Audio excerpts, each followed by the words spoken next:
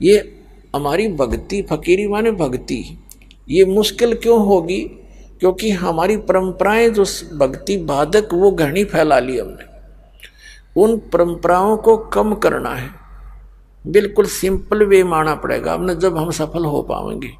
हम 20% जो प्रयत्न करेंगे ना रोटी रोटी के लिए, तो भी हमारा गुजारा हो सकता। जो आज हम 100% कर रहे हैं, फिर भी टाइम पर टूक नहीं, और टेंशन लिए फिर प्रत्येक प्राणी। किसी ने देख लिया टेंशन होगी, किसी ने देख लिया टेंशन होगी। क्या की टेंशन हो रही है? ये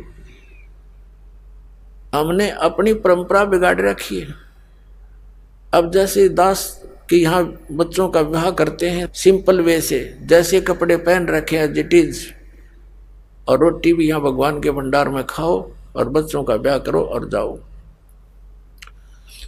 और जैसे घर पे भी करते हैं तो भी इसी तरह हमने ड्रामाबाजी नहीं करनी। परमात्मा ने ब्याह बच्चों का कर रखा होता है। अब हम ज्यादा दुखी इन बातों से है कि जिसका 3 बेटी होगी, अब उसको पता है कि समाज में किस तरह विवाह किया जाते हैं,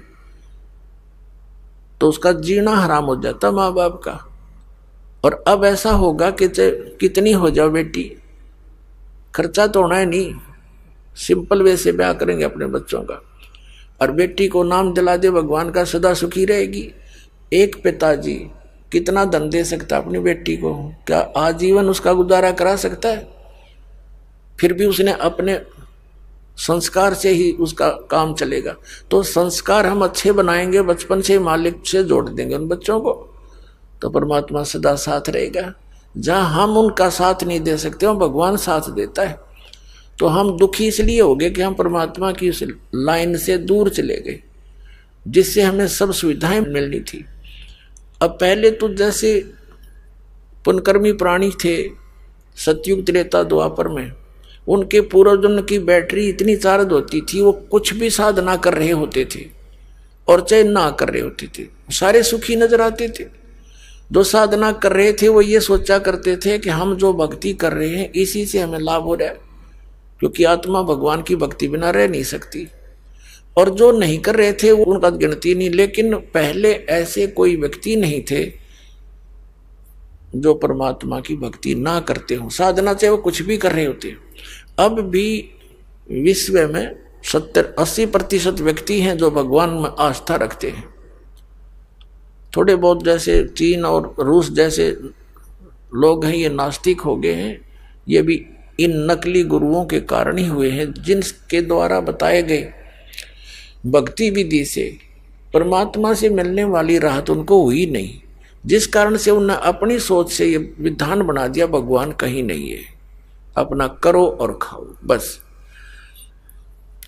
और काल ये चाहता है कि इनको ऐसी उल्टी पट्टी पढ़वा दूं, ऐसा गलत भक्ति मार्ग बतवा दूं, इनको अध्यात्म लाभ हुआ नहीं, ये नास्तिक हो जा। परमात्मा का ये प्रयत्न रहता है कि इनमें आस्था बनी रहे भगवान की।